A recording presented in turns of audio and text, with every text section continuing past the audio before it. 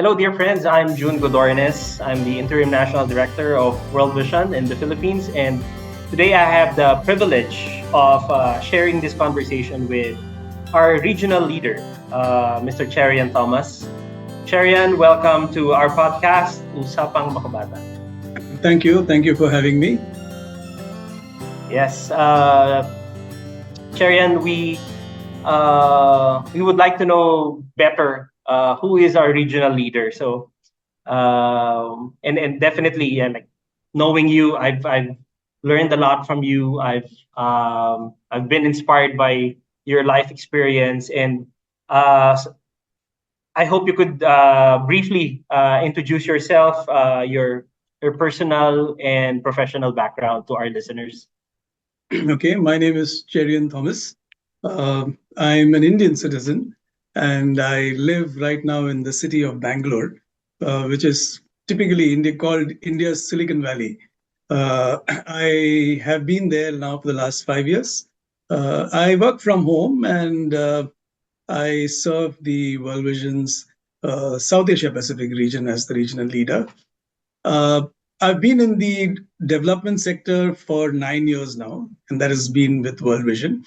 And before I moved here, I spent 29 years in the corporate world in India, largely in areas like banking, development banking, project finance, infrastructure, a lot of work with government, and in the areas of development of infrastructure programs and projects, mainly in the area of public private partnerships, as well as in working with communities, particularly since the year 2013. We had a new company law which permitted or which mandated corporates in India to use a certain percentage of their profits for corporate social projects. And that is why, in one sense, I also made that move and shift from the area of, what was in some sense, very commercial operations to the area of development. By training, I'm a mechanical engineer, and of course, I finished my mechanical engineering many decades ago, and did a management program. I did a master's in management finance from the University of Mumbai. That's where I was. I started with Citibank and then moved into one of the associate companies of the ICICI Group. This was called the Shipping Credit and Investment Company of India. Then moved into ICICI before it became a bank. I spent about 9 years in the ICICI platform, and then I spent 18 years with Infrastructure Development Finance Company Limited before I made the switch into World Vision. I am married, Wow, and that's a lot, but yes, please go on. I'm married. My wife is a doctor, a psychiatrist, and she keeps me hopefully in good mental health. And we have two Amen. adult daughters. So that's who we are. Wow, it's just inspiring to have a well-decorated regional leader like you. Thank you for sharing that. It's been a wonderful journey moving from one place to another, and you're even a mechanical engineer, right?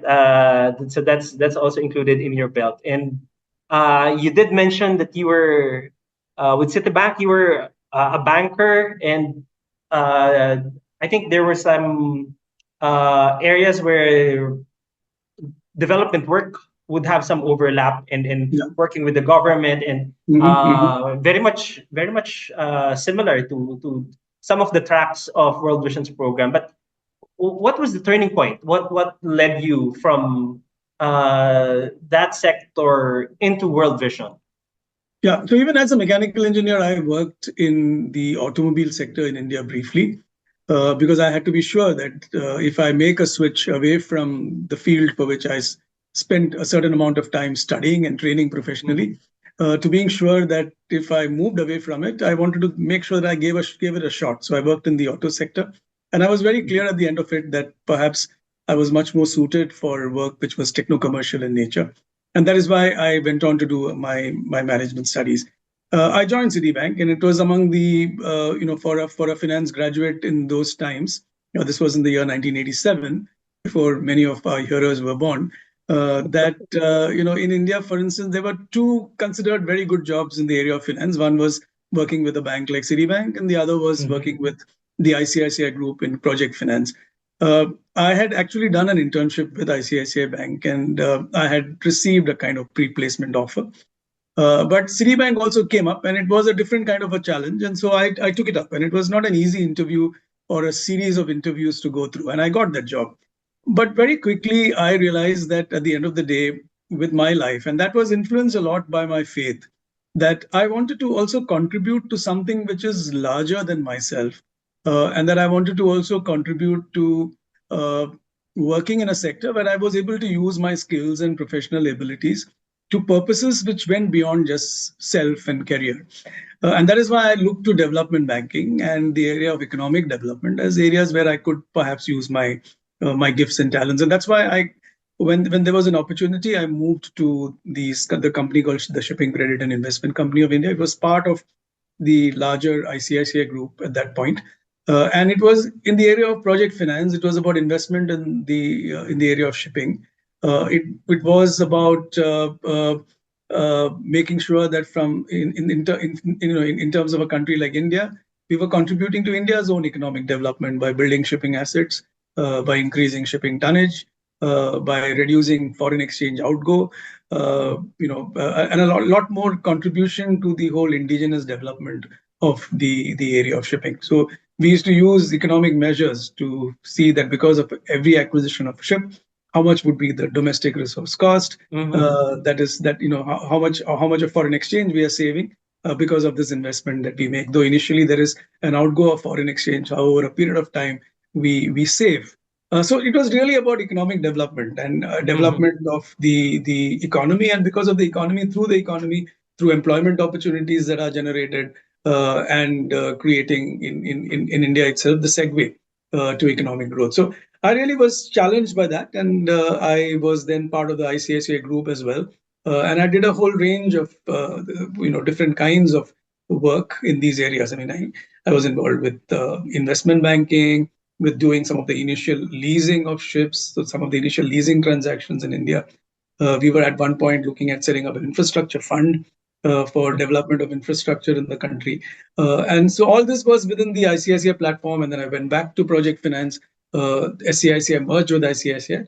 And that is when this opportunity to join IDFC came in. And IDFC was again more about nation building. It was really about Mhm. investment in infrastructure, roads, ports, airports, and the whole area of transportation and urban services were areas that I focused on. And for me, it was really an opportunity to contribute to India's economic development and using my professional skills there. So in some sense, it was a series of different turns and different opportunities that came up in my own life and choices that I made at that point in time to move away from just pursuing a career to pursuing what I would think is a vocation where I work out of a sense of calling, a sense of purpose. There is a sense of mission in what I'm doing, and the ability to use my skills and abilities, which would hopefully transform in a small way uh, the whole economic landscape in India. India, as you know, is was also then a low developing country, and the ability to be part of the whole development process and economic development through contributions that we made was certainly very exciting. And that was the journey that kind of led me to do more and more of work in development. And even there, from just working in financing of projects, I moved into the area of developing projects, advising governments, working with governments, and preparing projects. And that was a lot of hard work because it meant that ultimately you're preparing projects that are bankable, which will receive financing. And so knowing how a banker thinks, how a lender thinks was very important when you develop projects. Mhm. So a lot of skill transfer, knowledge transfer from the lending side and the investment side to the government in terms of developing projects became some of the things that I did. So there was a large capacity building program for public-private partnerships in infrastructure in India, and the company that I joined, IDFC, and IDFC, we set it up later as a foundation, which ended up doing all the development work of the platform. Was something that I started working in and I started leading at some point. So it was not just one single incident; it was a series of Mm. turns in some sense, which took me away from very commercial aspects of work to developmental aspects. And I found that from a heart point of view, I really enjoyed doing these things. And I enjoyed the fact that I was contributing to a larger picture, to the larger scheme of things of development. And there was a time when World Vision India was also looking for a national director. And they had looked within the development sector itself.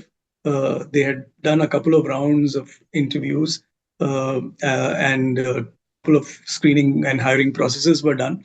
They weren't successful, so they cast their net a little wider, looked at the corporate world, and that's how I got brought in. And I really felt when I looked at the job description at that point, it was almost as if I had been prepared over the last 29 Wow. years through various experiences, through various different work that I had done in different places, in different parts of India, almost as if I was ready to take up something more core, more away from just economic infrastructure to what I would call social infrastructure, healthcare, education, all centered around children. I was almost ready. In that sense, I felt that it was as if God had prepared me for a role in the work that He wanted, which is to work with children, and for the most vulnerable children, but use the corporate sector in 29 years of training through various experiences, shaping me just for a time like that. Wow, wow. It's totally a different sector, right? While you were doing development work, but you were doing ports and trainings and all. This time around, you were dealing with children, with families and communities. Was it difficult to shift gears doing Uh, that? not very difficult, because even as a young person, I was in when I was in on campus and in college, often involved with young people. One as a young person, and even as a young person, as part of my Christian faith, I used to be someone who went to church regularly, and I found that one of the gifts that I had was working with children. So Mm. in our own church, we used to have Sunday schools, and at one point, I remember being asked to go to one of the Sunday school centers, which was held in the church itself, but it was in the middle of, or very proximate to, a very large slum community. So it was roughly the poorer children in our church, the less affluent children in our church who would come to this group. So we started with just 12 children, and this was in my first year of engineering. I started teaching Sunday school and helping them with learning songs and teaching them Bible stories. And I was also, as a young person, involved with the intervarsity movement in India. And so my own Christian growth and understanding was shaped uh, by my engagement with college students. And that was something I was able to share with these younger children who were all in school. So just being with them over a 4-year period till I completed my engineering actually saw the Sunday school grow in size from what started as just 12 children to a number which was closer to 50 children. And that Wow. was very encouraging to know that God could use people like me with my own limited gifts and abilities to be able to serve these children. And so working with children is something that I've always been very happy to do. And later, after I graduated, after I started working, I continued to be involved with the InterVarsity in India, working with Mhm. various InterVarsity chapters, working with young people, helping them in trying to understand scripture better through systematic Bible study, and also being able to look at the world through the lens of scripture, to look at the way in which they make their own life choices, their own choices with respect to their vocations, with their own fields of study, through the lens of scripture. So it was really about looking at the world and engaging with the world with the lens of the word of God. And that was something that I enjoyed doing, and I really enjoyed doing it with young people. Of course, after Wow. that, I got married. We had children of our own, and we really enjoyed bringing up our kids because both my wife and I love Amazing. children. And so that was something that was quite easy for me to do in some sense. In some sense, again, I always look at it as experiences which I had shaping me and preparing me for the work that I have. Even today, what I enjoy most in World Vision is the visits that I have to communities, because my current role does not involve engagement directly with the field. We are really far Correct, removed correct. from the field. But then every time I go to our field offices, I really enjoy going to the communities, and in the communities, just engaging the conversation with children, because children are such natural conversationists. They are so unconscious. They will say what comes to their mind. They don't worry about what people think about them. and they just tell the truth as it is. And I think just being with children and being in that sense childlike makes us, I think, always lifetime learners and people who are curious about the external world, and hopefully make us creative and innovative people as well. So really, I really enjoyed that part of it, and I continue to enjoy that part of my work in World Vision. Just being able to go to Nice. the field and connecting with children. Yeah, it never goes old, you know. I mean, going back to the field, meeting children and families, seeing the transformation happening right in front of you, that keeps us going, you know. So Yeah. sometimes, even in our office, when we feel bored or we feel uh, jaded Digit. or disillusioned, yeah, Yeah. so we would go back to the field and we would go Yes. back to the core of our why we're Yes. doing this, and for whom we're doing Yeah. this. Yeah. So thank you, Cherian, for sharing that. I do have lots of friends from India who have ventured. Well, they became good professionals and moved out of India. They moved, some went to the West. Uh, they went out of India, you know, to find professional growth. But in your case, you've decided to stay, right? Or even now as regional leader, well, while you're based, technically based in Singapore, you're still working from Bangalore, right? So, is that like part of your drive for nation building, or is that compassion for the poor in India? What kept you stay in the country? Yeah, I think this is part of this whole conversation on migration and brain drain, which used to be a very active part of conversation in the 1970s. But for some reason, with the fact that we've become increasingly globalized, at some point we also saw a reverse brain drain happen. But having said that, I must say that, look, there are areas of the world which are more fortunate, and there are areas of the world which are less fortunate.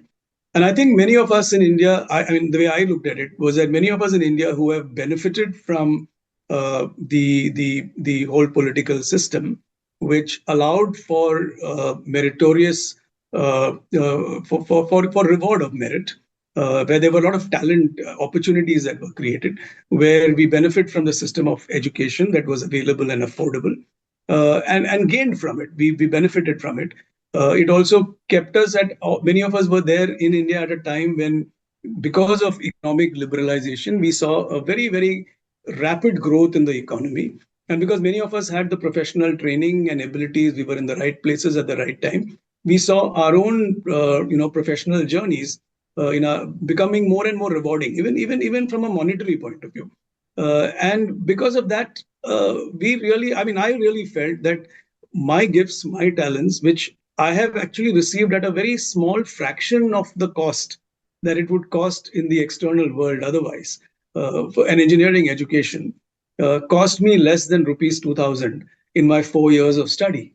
It was Wow. highly subsidized education, yes, Mm-hmm. available to candidates and people who had a certain degree of, who were fortunate enough to score a certain degree of marks, which allowed them admission into some of the prime institutes in the country. And me and my siblings, I remember my wife and her siblings, all of us are beneficiaries of that. Now, the point is, it's very easy to now offer that to the Western world, a more fortunate part of the world, which is more developed. But who benefits as a result of it? Yes, maybe me and my family and my limited community will benefit. But ultimately, India, which has otherwise invested in my education, invested in me as a person, grew me till the age of 22, 23, when I started becoming a productive individual, will not benefit from it. And it has invested so much of resources to offer such subsidized education. So for me, the economic arguments against migration were very strong. And I really did feel that going and leaving at that point would really be very self-centered. And that's why, for me, like I said, I always looked for a purpose beyond just myself and my career. So even when I had an opportunity to move, this was, I think, in the year 2006 or 2007, when I had a chance to actually migrate to the US. I would have received a green card because my sister had sponsored me. I actually turned down that green card opportunity. And I wrote back to the US Embassy saying that I'm not interested in migrating.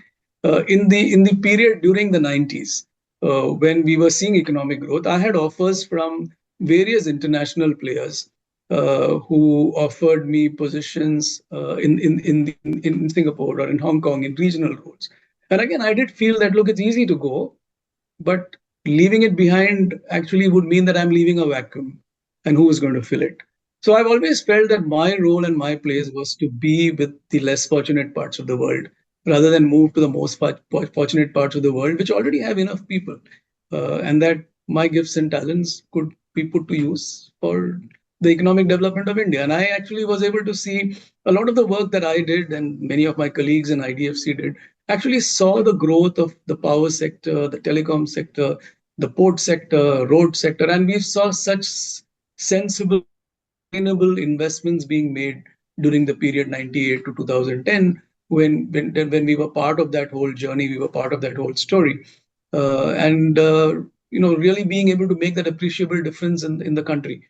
So I look back with a lot of satisfaction that at the end of the day, I'm glad I stayed because I was able to contribute to India's development. And again, surprisingly, you asked me that question, why these sectors? Even while we were doing some of what I would call economic infrastructure, roads, ports, we realized that there were a lot of sectors which are also very infrastructure related, but they are social in nature.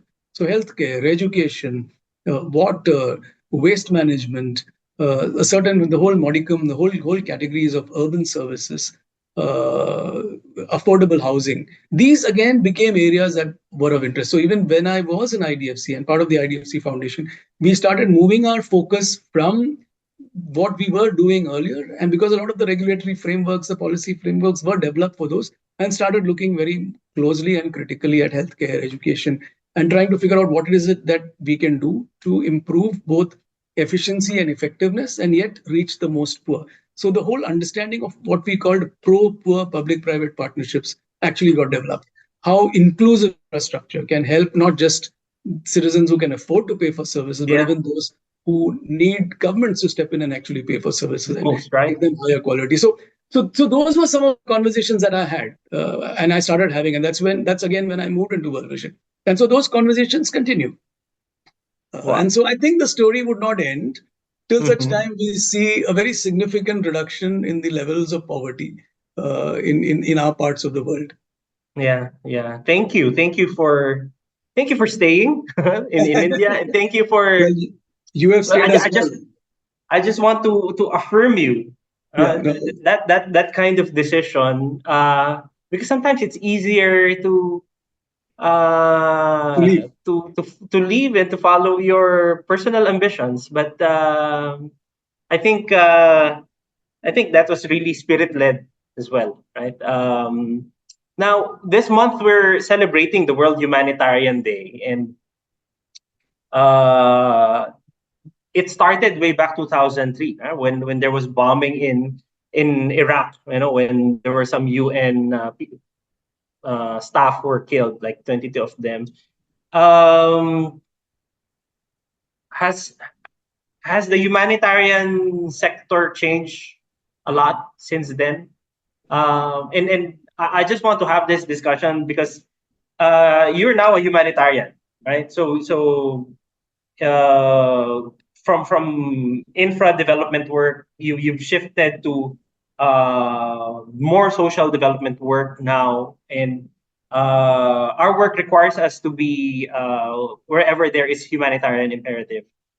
And for those who are listening to us, some of them might want, they might be considering to be a humanitarian. So this is an opportunity for you to encourage, like, people who are like choosing their career or what they want to become, right? Does the world need more humanitarians today? Is it a good professional direction? Is it a good vocation to take on? Well, what's your take on that? Yeah, that's actually not a very easy question to answer. And actually, if you look back at the history of the world in the last 70, 80 years, you will find that the world has been changing in many ways and yet not changing in many ways. Okay.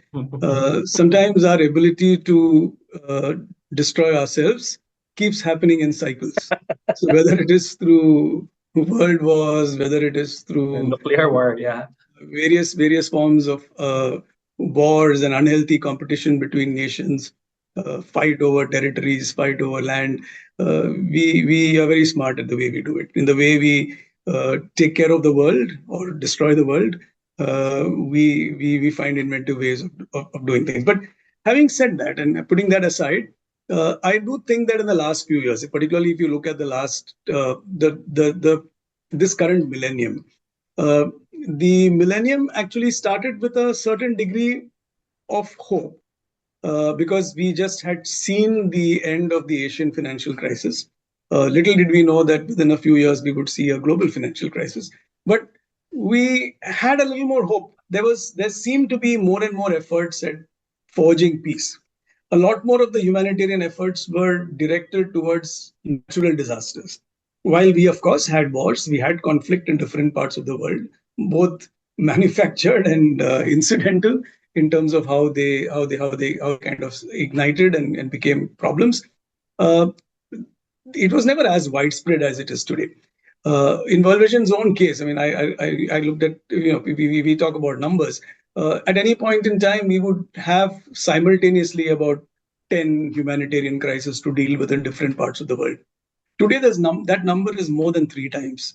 And we probably have 30, 35 humanitarian situations.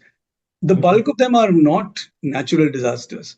Mm-hmm. Most of them are human caused, Man-made, yeah. and often I would say man made, because the leaders are often men, and very ambitious men, who are leading these. So, and a lot of it is to do with conflict. This is conflict between nations, conflict regionally, conflict within countries. And we are seeing a lot more of that nature of conflict. So, yes, in that sense, the humanitarian world in the last few years, particularly, has seen a very, very rapid change from what we would normally see humanitarian action as management of natural disasters and its aftermath to management of human disasters caused by human action, which have resulted in, again, a whole new complex array of problems. So you have crisis of people who are refugees, and the number has been increasing by millions year on year. And now, being part of human settlements that seem to be little mini cities and towns where they are. So if you look at whether it's the Rohingyas in Bangladesh, or you look at the problems that we have in different parts of the Middle East, you have settlements of refugees in different places. And what we then call a sustained humanitarian action is what we need to manage them. In some of these places, people are not even allowed to pursue their own livelihood. So they just kind of remain locked up within their, within the prisons or the camps that they have, which are actually a little more than prisons, because they can't pursue any employment. So Mm-hmm. what hope do we Yeah. give for children in these places? And many of these are there in existence for 5 years, 6 years, 7 years. And so to my mind, this requires a lot more of concerted political action. So, Mm-hmm. so in some sense, the nature of humanitarian action has gone beyond what used to be earlier far more stable development programming to a lot more of humanitarian emergencies, and then emergencies that kind of stabilize, but without an end in sight. And so it's become much more complex. It has also happened where increasingly across the world, irrespective of the kind of nation, there is a lot more of shrinking space for humanitarian agencies. So I think if one is looking to move into the humanitarian sector as a career, as something where you want to uh, grow and look at it from the point of view of reaching and aspiring and reaching positions, I don't think the current landscape gives us that. But what the current landscape gives us is that if we have a passion, if this is a calling, then yes, it offers us a scope for being engaged and being involved and helping people at a point where they need it. So for us, it's really about how do you reach the most vulnerable children in the most fragile context, in the most difficult context, and what it is that you can do to make sure that they enjoy fullness of life, using World Vision language. It is really about Mm-hmm. access to good health, access to education, making sure that they are protected from harm and different forms of exploitation, and where they and their families grow up in a community and in a culture where they can grow to their full potential. So that's really what we hope to see, and that we want to see, whether it's in a context of a humanitarian of a refugee camp, or in a stable humanitarian community in a rural area, or sometimes in far more fragile communities with displaced people in cities. And cities themselves are quite large places of fragility. Some of the most fragile Mm-hmm. places on earth are in cities across the world. Yeah, urban Uh, and areas. so Yeah. and so yes, so we need to continue to do that. And compounded by all that is the whole area of climate change, which is causing its own problems and its own challenges. We are seeing far more of famines. We're seeing far more of extreme weather conditions year after year.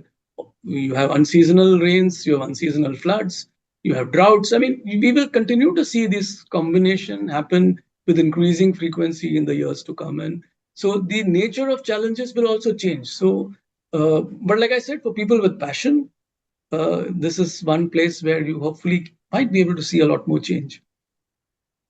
Nice, nice. Uh, it's a multifaceted problem, and it would require whole of society, whole of government uh, intervention. But you did work with the government. You did work with the private sector. Do you see the private sector and the development, like the NGOs and the CSOs, are they working enough together now to be part of the solution, or what? How much collaboration would we need to see uh, to create better impact? Yeah. So, like there is good private sector, there is bad private sector, there are good NGOs, there are bad NGOs. So we cannot put everyone in boxes and labels. At the end of the day, as long as we look at stakeholders, let's take the example of child labor. If one were to see the end of child labor happen, it would need a lot of action and understanding and knowledge at the level of family and community. That's where a lot of education begins. We see the NGO sector as social workers, we being involved in persuading and convincing parents, for instance, to make sure that their children are not put to work, but they enjoy their childhood. They go to school, they are trained and ready for life, where they grow to their full potential, which cannot happen if they start working at the age of 6 and 8.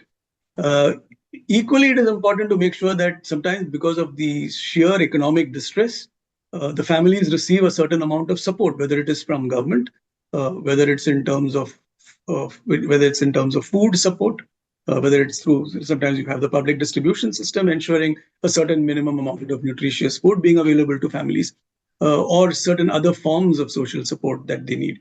But equally, trying to make sure that there are enough livelihood options for families. Uh, and then if there is a private sector, and again, the private sector can be very unorganized. You can have brick kilns, or you can have the private sector which is very organized. So as you see more and more engagement of the private sector in this process, engagement of the government in this process, engagement of regulatory agencies like the police, the judiciary, the courts, the lawyers, uh, if they are also part of this process and conversation, the more stakeholders are there who are taught and encouraged to think responsibly, we will find the ability to deal with this problem better and better. And that's why there's a need for us to develop trust and to communicate and to work towards that common goal. But that end must be very clear, that we need to see an end of child labor. Equally, when you look at child marriage, I mean, one of the things that can end child marriage is to bring multi-faith faith Mhm. leaders into the conversation. Because if faith leaders from different faith groups take a decision that they will not conduct a marriage of a child, you will find that it's very hard to get religious sanction for child marriages. Because anyway, you will not get social sanction, you will not get legal sanction, because many Mhm. countries have good laws. Often our problem is not the absence of laws, it is often the absence of good implementation of these laws. It's execution that is where we always fall, and where things fall between the cracks. So I think it's really important to bring all stakeholders together, and equally bring the private sector and the government and the other stakeholders into these conversations. In some places, like in India, I talked about earlier, because of the corporate law, which was modified in the year 2013, Mhm. there is a section which mandates a certain percentage of the profits, pre-tax profits, to be used for projects which are in the nature of what is called corporate social responsibility. Healthcare, education, poverty alleviation, all these are part of CSR projects. So that's positive, that's good. So that you are dealing with therefore a certain volume of funds. Who implements these projects? Maybe the corporates set up their own foundations, or they turn to NGOs who have the experience and expertise. So there is a scope for partnership. But all this, to my mind, cannot happen in a vacuum. They have to happen in Yeah. active consultation and in Mm-hmm. participation with the local government. Because at the end of the day, if we really want to see scale, if we really want to see change, it's good for all these projects to be embedded in larger programs that the government has, whether it's malnutrition, whether it's water and sanitation, whether it's universal education. I think it's really about finding ways in which we are able to trust each other and work together, because we are ultimately moving towards that common end. And that is why people who have worked in these multiple spaces, in government, in the private sector, or with government, with the NGO sector, actually can bring in that kind of credibility and experience to to to make sure that these conversations happen, and that these conversations are all ultimately directed to the aim that we have, which is hopefully the seeing the end of poverty in our lifetime. Well said. Very well said. I think we're about to wrap up our time together, Cherian, in this Usapang Makabata. But for some of our staff who are also listening, and fiscal year 24 is about to wind up as well. We're almost at the tail end, and we would like to be excited with fiscal year 25. So, what can our staff and even our external stakeholders and partners look forward to in 2025 as far as World Vision as a partnership is concerned? Yeah. So as a partnership, we would continue to do what we are doing. The very fact that we have a certain quantum, at least a third of our resources come from what I would think are fairly long-term sources, which is sponsorship Mm-hmm. funding, means Mm-hmm. that our ability to think strategically and act strategically is reasonably high. Yes, we also have shorter-term sources of funding, but as long as we are able to replace them and roll them over, we would have a certain assurance that funding to projects would continue, and that projects wouldn't have to be suspended. Programs don't have to be suspended because of lack of funding. Because ultimately, all of our programs, humanitarian programs, do depend on the level of funding that we receive. Yes, and we should also look at different models of funding, more sustainable models of funding. And that is something that we need to continue to do. And that is where we can learn from the private sector in looking at whether there are models, particularly models where you can create social enterprises within communities, which then become sources of funding themselves, and they are sustainable themselves. So continuing to look for sources of funding that are sustainable, while at the same time making sure that we have access to longer term funds through a combination of sources, will help us to make sure that at least in the next year, even if things don't change very rapidly, I don't expect the situation in FY25 to be very different from FY24. I Mm-hmm. really hope that we don't have any nasty surprises Yeah. in the humanitarian world. And I just hope that leaders, particularly political leaders, would be sensible, that they would all work ultimately towards peace and harmony, and that sometimes we would sacrifice, very petty and selfish ambitions for the Mm-hmm. larger good of the poor and the vulnerable. Because ultimately, in any war, in any conflict, the people who suffer most are the poor. And they are the ones who are the most distressed. They are the refugees, because the rich have a way of always taking care of themselves. They have the resources to take care Mm-hmm. of themselves. And I think, therefore, that is very important, and therefore, far more responsible behavior on the part of political leaders, on the part of global leaders.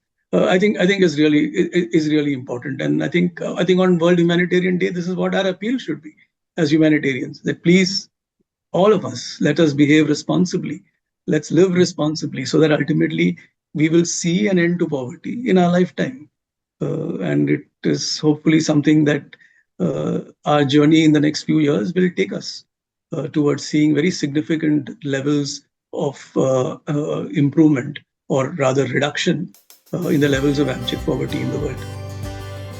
Thank you so much, Cherian, for that. That resonates to our prayer as well. That the Lord will continue to use us as His hands, as His feet, Yeah. as His mouthpiece to speak life into the lives of the vulnerable children, the poor, and the oppressed. And thank you. This was very inspiring and enlightening for me. And I hope for those who are listening and watching our Usapang Makabata, you were also inspired, fired up to do more, especially in the humanitarian space. And thank you for joining us. And thank you for supporting Usapang Makabata. And that's all for our time today. God bless you. Thank you and good day.